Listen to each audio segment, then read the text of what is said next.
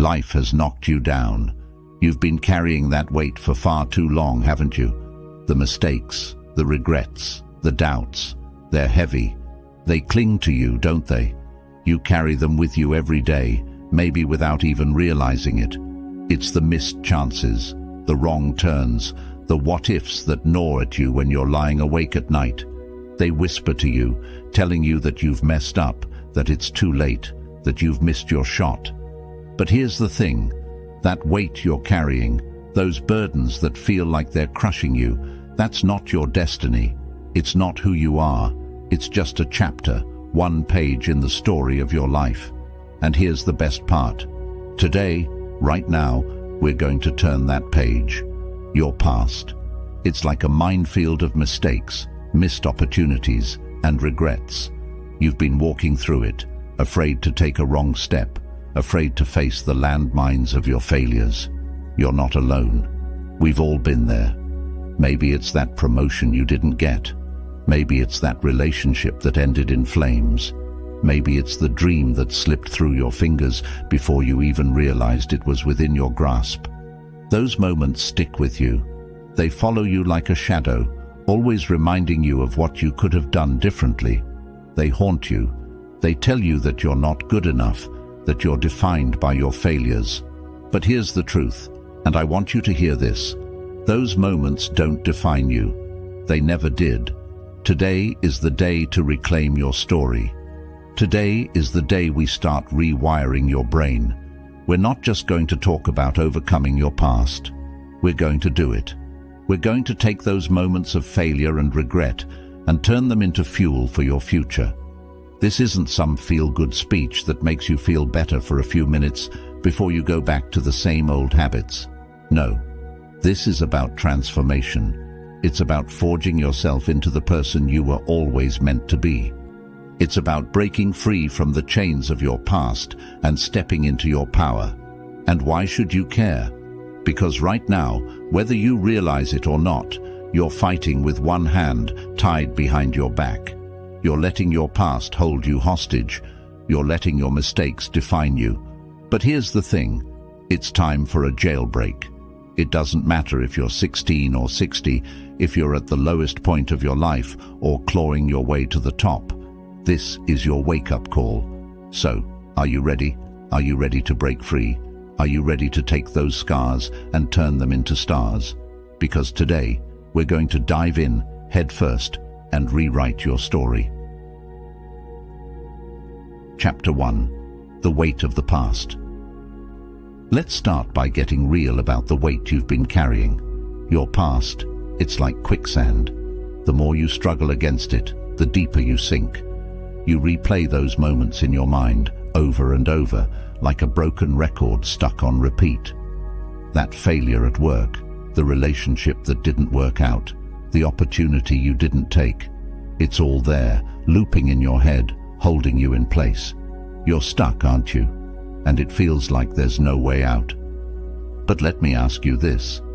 How many times have you stopped yourself from taking a risk because of what happened before? How many times have you let the voice in your head say, "Remember what happened last time"? It's paralyzing, isn't it? And here's the thing, it's not just in your head. This isn't some figment of your imagination. There's science behind this. Our brains are wired to remember negative experiences more vividly than positive ones. It's called negativity bias, and it's a survival mechanism. Back in the days when humans were living in caves, negativity bias kept us alive. We needed to remember the bad experiences to avoid danger in the future. But now, that same mechanism is keeping you from living your life. It's holding you hostage, trapping you in a cycle of regret and fear. Think about it for a second. Imagine you're carrying a backpack. Every regret, every mistake, every missed opportunity, it's all in there, weighing you down. And every day, you add more weight to that pack. Another failure, another disappointment, another regret. Day after day, year after year. How heavy is that pack now? How far could you run with that weight on your shoulders? How fast could you move with all that baggage dragging you down? But here's the kicker. It's not just you who's suffering because of that weight. It's affecting everything in your life, your relationships, your career, your dreams. You're not showing up as your best self because you're too busy being stuck in your past self. And let's be honest, it's comfortable in a twisted way, isn't it? Dwelling on the past gives you an excuse not to take risks. I can't succeed because of what happened before. It's a get-out-of-jail-free card for not putting yourself out there, for not trying again. But here's the hard truth, and it might sting a little. Is that backpack worth the life you're missing out on? Is it worth sacrificing your future for a bunch of what-ifs? The truth is, the past only has the power that you give it. You're the author of your story. Right now, you're letting your past hold the pen, but it's time to snatch it back. It's time to start writing a new chapter. Chapter 2. Reframing your story. Your past isn't a prison, it's a classroom. Every setback, every stumble, every faceplant into the dirt, that wasn't failure, that was education. Think about it. You didn't learn to walk without falling. You didn't learn to talk without babbling nonsense first. So why should life be any different? Every mistake you've made, every opportunity you think you've missed, they were all lessons in disguise. Let's take a page from the Stoics for a moment. These ancient philosophers had a powerful idea. External events don't hurt us. It's our judgment about them that does the damage. Marcus Aurelius, the Roman emperor and Stoic philosopher, said, "You have power over your mind, not outside events. Realize this, and you will find strength." So how do we apply that today? How do we turn our past from a burden into a boost? First, stop seeing yourself as a victim. You're not a punching bag for fate.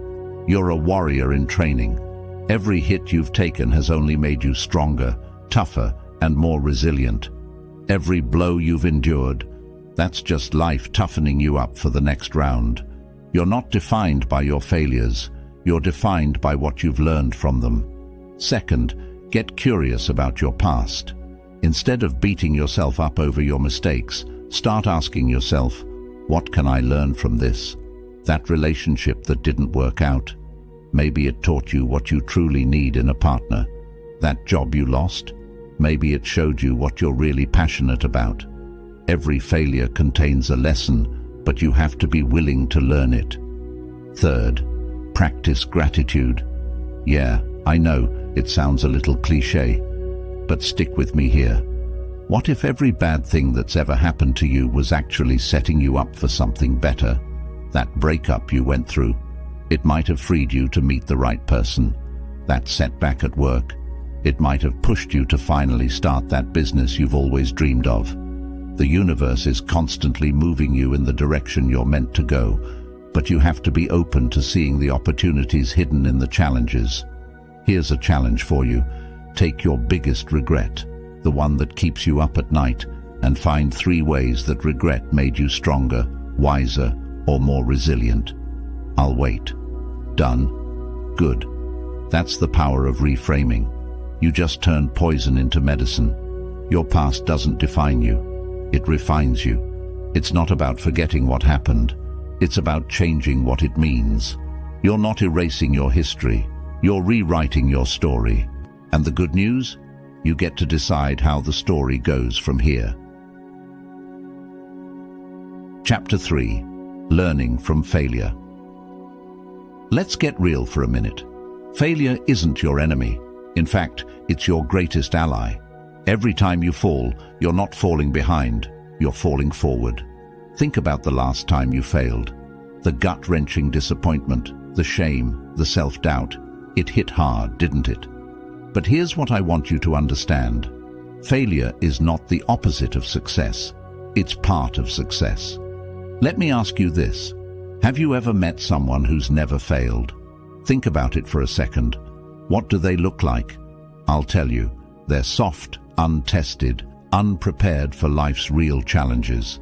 Now think about the people you admire, the ones who've achieved greatness. Do you think their path was a straight line? Absolutely not. Their journeys were messy, chaotic scribbles of attempts, failures, and comebacks. Take Thomas Edison, for example. The man failed 1,000 times before he invented the light bulb. When asked about it, he said, "I haven't failed. I've just found 10,000 ways that won't work." That's the mindset of a winner. Or consider J.K. Rowling. Before Harry Potter, she was a broke, divorced, single mother on welfare. 12 publishers rejected her first book. Now, she's one of the most successful authors in history. These aren't just feel-good stories. They're blueprints. They show us that failure isn't something to fear. It's something to embrace. Here's what I want you to do. The next time you fail, and trust me, you will, because you're human and you're trying, I want you to celebrate. That's right, celebrate. Because you just found a way that doesn't work. You're one step closer to finding what does. Every scar you have is a lesson learned, and every setback is setting you up for a comeback. The Stoic philosopher Seneca said, "Difficulties strengthen the mind as labor does the body." Your failures aren't weakening you, they're forging you into something stronger, something better. So next time you fall, don't beat yourself up. Instead, ask yourself, what did this teach me? How can I use this? How did this make me stronger? Because here's the truth. You haven't failed until you quit. Everything else, that's just learning. Chapter 4. The Power of Present Focus. Your power isn't in your past. It's not in your future either. It's right here, right now. The present moment, that's where your strength lies. Let me ask you something. How much time do you spend reliving your past mistakes or worrying about future problems? If you're like most people, it's way too much. You're letting life slip through your fingers because you're stuck in your head, reliving old scenarios or stressing about things that haven't even happened yet. Marcus Aurelius once said, "You have power over your mind, not outside events. Realize this, and you will find strength." The past, it's gone. The future, it's not here yet. All you've got is now. Have you ever been so focused on something, a game, a conversation, a project, that time seemed to disappear? That's called the flow state. It's when you're fully present, fully engaged in the moment, and that's where peak performance happens. Now, I'm not saying you should ignore your past or avoid planning for your future, but I am saying that you shouldn't let them rob you of your present. Your past doesn't need you anymore, and your future isn't here yet. But this moment needs you fully here, fully present. Here's a challenge for you. For the next 24 hours, catch yourself every time your mind wanders to the past or the future. Bring it back to the present. What do you see? What do you hear? What can you do right now to move toward your goals? Epictetus said, "He is a wise man who does not grieve for the things which he has not, but rejoices for those which he has." So ask yourself, are you fully appreciating what's in front of you? Or are you too busy regretting yesterday and worrying about tomorrow? Here's another analogy. Imagine you're driving a car. The windshield is huge, but the rearview mirror is tiny. Why? Because what's ahead of you is far more important than what's behind you. Your life should be the same way. Buddha once said, "The secret of health for both mind and body is not to mourn for the past, nor to worry about the future, but to live in the present moment wisely and earnestly." So here's what I want you to do. Take a deep breath. The next time you catch yourself dwelling on the past or stressing about the future, ask yourself, what can I do right now to make progress? Remember, life isn't something that happens to you. It's something that happens right now, in this moment, and you have the power to shape it. Chapter 5. Breaking the Chains of Expectations. Now, let's talk about expectations. Your life isn't a script written by someone else. It's your story to tell. Society, family, friends, they all have expectations for you, don't they? They expect you to follow a certain path, to live a certain way. But here's the truth. and it might be hard to hear. Those expectations are their limitations, not yours. Lao Tzu, the ancient Chinese philosopher, said, "Care about what other people think, and you will always be their prisoner." Let that sink in for a moment. Every time you live up to someone else's expectations, you're locking yourself in a cell of their design. Think about it.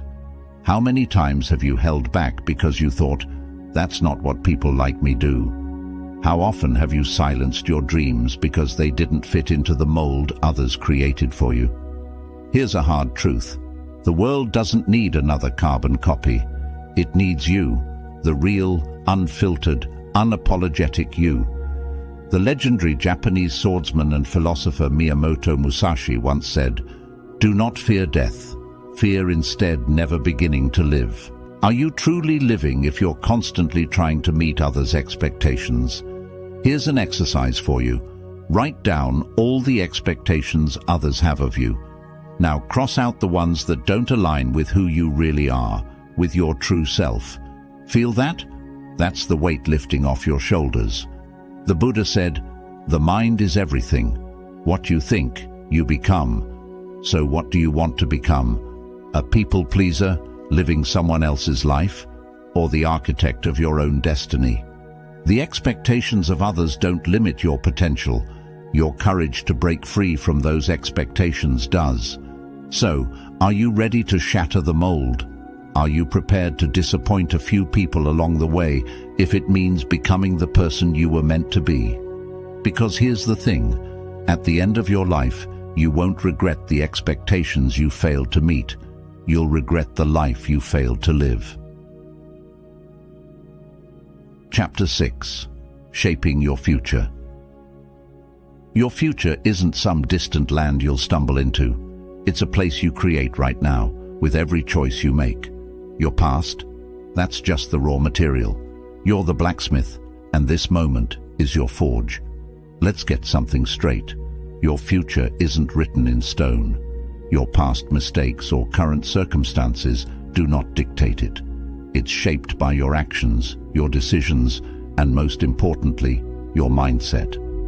Seneca said, "It's not because things are difficult that we dare not venture, but because we dare not venture that things are difficult." Think about that for a moment. How often have you held back because you thought you weren't ready? Because you were afraid of failing again? Here's the truth. You'll never be 100% ready. The perfect moment doesn't exist. Your future is built in the trenches of today, through blood, sweat, and relentless forward motion. Imagine you're standing at the foot of a mountain. Your past is the valley behind you, and your future is the peak ahead.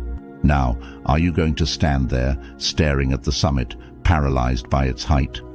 Or are you going to start climbing, one step at a time? Marcus Aurelius didn't mince words when he said, "You have power over your mind, not outside events. Realize this, and you will find strength." Your future isn't something that happens to you, it's something you happen to. I want you to think about where you want to be in 5 years. Got it? Now, here's the million-dollar question. What are you doing today to make that happen? Because your present actions create your future self. Chapter 7. Turning pain into power. That pain you've been carrying, it's not a burden, it's rocket fuel. Every scar, every setback, every moment that brought you to your knees, that's all potential energy, waiting to be ignited.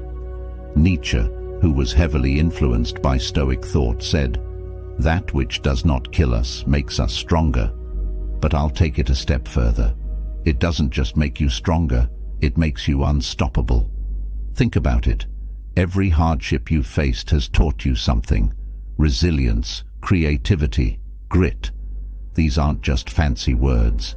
They're weapons you've forged in the fires of adversity. The most influential people in history aren't the ones who've had it easy. They're the ones who've been through hell and come back with a map for others. Here's what I want you to do. Take your biggest pain point, the thing that keeps you up at night. Now ask yourself, how can I use this? How can I turn this poison into medicine not just for myself, but for others. That failed business could become the foundation for a mentorship program. That heartbreak could become the art that inspires others. Your rock bottom could be the bedrock for someone else's breakthrough. This isn't about pretending everything's fine. It's about acknowledging your pain, respecting it, and then using it as a catalyst for growth. Remember, a diamond is just a piece of coal that handles stress exceptionally well. Chapter 8. Practical Steps for Change. Now that we've covered the philosophy, let's get our hands dirty. It's time to turn these ideas into action. First up is self-reflection. Every night before bed, ask yourself, what did I learn today? How did I grow? What can I do better tomorrow? This isn't just journaling, it's reprogramming your mind to focus on growth, not guilt. Gratitude. Every morning, list 3 things you're grateful for. Big or small, it doesn't matter. This trains your brain to look for the positive, not dwell on the negative. Reframe your self-talk. Catch yourself when you say things like, I always screw up, or I'll never be good enough. Replace them with, I'm learning, and I'm getting better every day. Your words shape your reality, so choose them wisely. Create a failure resume. List your biggest failures and what you learned from each one. This isn't a pity party, it's a celebration of your resilience. It's proof that you can take a hit and keep moving forward. Mindfulness. Set aside 10 minutes a day to breathe and be present. This builds your mental muscle to stay focused on the now, not trapped in the past. Goals. Don't just set them, reverse engineer them. Want to run a marathon? Start with a 5K. Want to write a book? Start with a page a day. Break big dreams into small daily actions. Do one thing every day that scares you. It doesn't have to be big. It could be speaking up in a meeting or trying a new workout. This builds your courage and proves that you can handle discomfort. Visualize. Spend 5 minutes a day imagining yourself succeeding, overcoming obstacles, and becoming the person you want to be. Your mind can't always distinguish between imagination and reality, so use this to your advantage. Surround yourself with growth-minded people. Find mentors, join groups, and read books by those who've overcome similar challenges. Your environment shapes you, so make sure it's shaping you in the right direction. This sounds like a lot of work, doesn't it? But here's the thing. Is the life you want worth the effort? Are you willing to put in the work to become the person you know you can be? Chapter 9. Overcoming Challenges. This journey, it's not going to be easy. You're going to face obstacles. Doubts will creep in. Old habits will try to drag you back. But here's the thing. The obstacle is the way. Marcus Aurelius said, "The impediment to action advances action. What stands in the way becomes the way." Every challenge you face is an opportunity to prove your strength, to sharpen your skills, to become better than you were before. The hardest challenge: patience. We live in a world of instant gratification, but real change takes time. Ask yourself, where will you be in a year if you keep pushing forward? Where will you be if you give up? Visualize your future self thanking you for not giving up. How does that feel? Let that feeling fuel you. Chapter 10. Your call to action. So, here's my final question. What are you waiting for? Your past doesn't define you unless you let it. Your future isn't set in stone. It's shaped by the choices you make right now, in this moment. So what's it going to be? Will you keep letting your past write your story? Or are you ready to pick up the pen and become the author of your life? The choice is yours. The time is now.